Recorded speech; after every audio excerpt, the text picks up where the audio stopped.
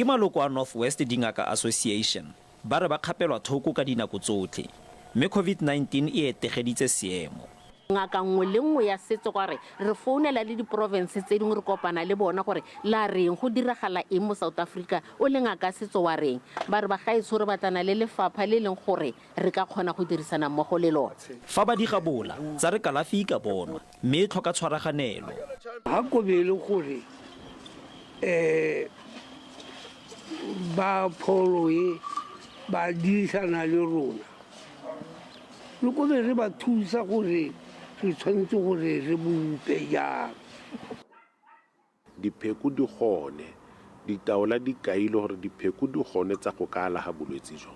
Lefapha la pholo le re tshwere ka molao ga re kgone go sutela gope lebelelang setšhaba se se felang bagaetsho.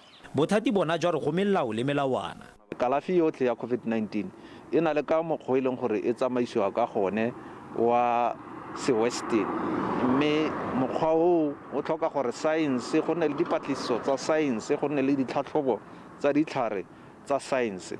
Mo Aforika Borwa re na le Medical Research Council e leng gore ke yone tsa maikarabelo a ditlhare tsotlhe tse e leng gore di a dirisiwa mo nageng. Lefapha la re le na le tirisano le dingaka tsa setso.